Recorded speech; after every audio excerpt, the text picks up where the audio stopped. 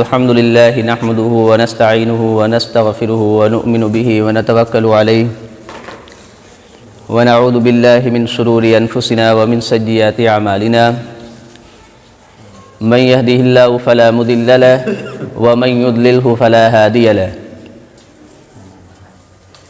ونشهد أن لا إله إلا الله وحده لا شريك له ونشهد أن محمدا عبده ورسوله أما بعد فأعوذ بالله من الشيطان الرجيم بسم الله الرحمن الرحيم يا أيها الذين آمنوا كتب عليكم الصيام كما كتب على الذين من قبلكم لعلكم تتقون صدق اللہ العظیم۔ معزز سامعین کرام، بزرگان محترم، میرے دینی و ایمانی بھائیوں اور دوستوں، ابھی جو آیت آپ حضرات کے سامنے تلاوت کی گئی ہے اس میں اللہ تبارک و تعالی نے ارشاد فرمایا، اے ایمان والو، تم پر روزہ فرض کیا گیا ہے جیسا کہ تم سے پہلے جو امتیں تھیں ان پر فرض کیا گیا تھا۔ کیوں؟ لعلکم تتقون، تاکہ تمہارے اندر تقوی اور پرہیزگاری پیدا ہو۔ اس آیت کے ضمن میں روزہ کا جو حکم اور جو فرض کیا گیا ہے وہ بتدریج فرض کیا گیا ہے، جیسے کہ شراب کی حرمت کو بتدریج حرام قرار دیا گیا، اسی طریقے سے روزہ کا جو حکم ہے وہ بھی بتدریج ہے۔ ایسا نہیں کہ ڈائریکٹ مسلمانوں پر رمضان المبارک کے روزے کو فرض کر دیا گیا ہو، نہیں۔ چونکہ ابتدائی زمانے میں جب روزے کو فرض کیا گیا تو اس میں یہ تھا کہ ہر مہینے مسلمان 3 دن روزہ رکھیں گے، اور پھر اس کے بعد سن 2 ہجری میں تمام مسلمانوں پر 1 مہینے کا روزہ فرض کر دیا گیا۔ لیکن اس میں یہ کہا گیا کہ اگر آدمی صحت ہو، تندرستی ہو، اس کے باوجود اگر وہ روزہ نہیں رکھنا چاہتا ہے تب اسلامی شریعت اس کو اس بات کا مکلف بناتی تھی کہ تم کسی مسکین کو 1 دن کا کھانا کھلا دو۔ لیکن اس کے بعد بھی اس حکم کو منسوخ کر دیا گیا۔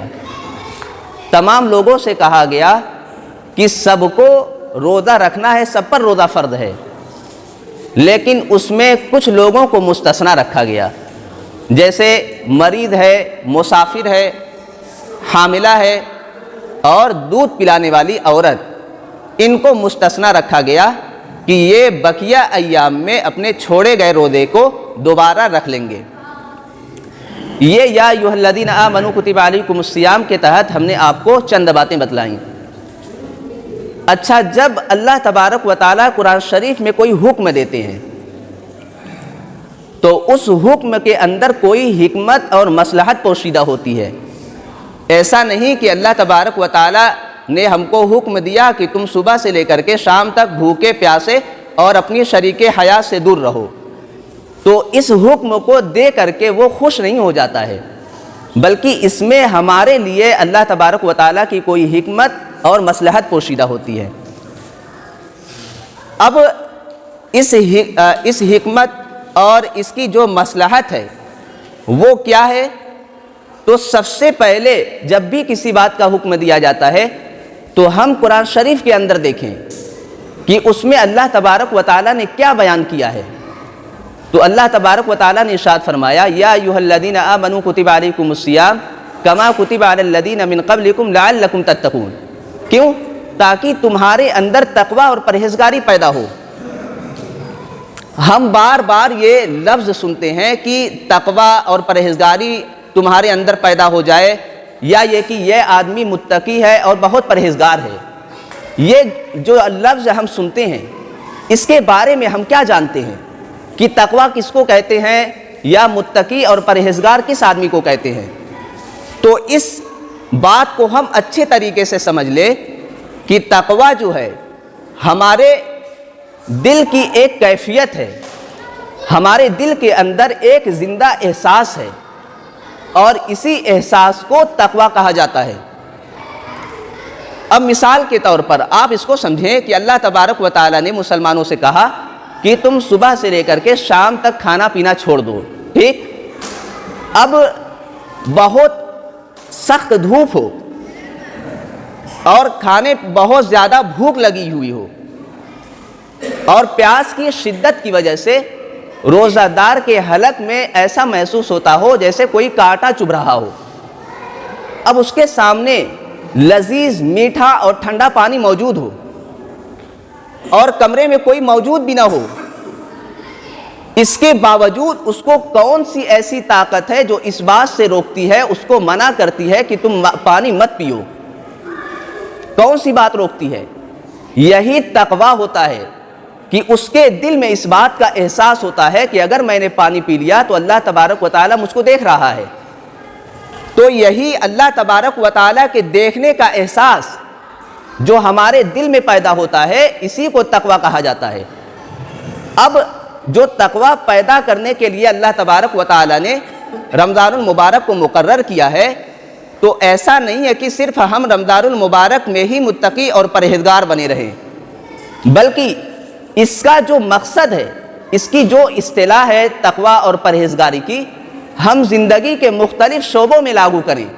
ہم کوئی عمل کرتے ہیں، کاروبار کرتے ہیں، یا ہمارا گھر سے کوئی معاملہ ہوتا ہے، لین دین ہوتا ہے، تو سب سے پہلی جو بنیاد ہونی چاہیے وہ تقویٰ ہونا چاہیے کہ کوئی دیکھے یا نہ دیکھے، اللہ تبارک و تعالیٰ مجھ کو دیکھ رہا ہے۔ اگر اس کا احساس دل کے اندر پیدا ہو جائے گا تو انسان خود سب سے پہلے اس کے نفس کی اصلاح ہے، وہ برے کام سے باز آ جائے گا، اپنے نفس کی اصلاح کر لے گا۔ تو ہم نے اس آیت کے تحت آپ حضرات کو تقوی کی جو تعریف ہے، اس کا جو مقصد ہے، وہ ہم نے آپ حضرات کے سامنے باتیں رکھی۔ یہ تو رمضان المبارک میں ہم جو روزہ رکھتے ہیں، اس کے اندر جو حکمت پوشیدہ ہے وہ یہی تقویٰ تھی۔ اب اس کے علاوہ روزے کا مقصد کیا ہے؟ اب ایسا نہیں ہے کہ قرآن شریف کے اندر، حدیث کے اندر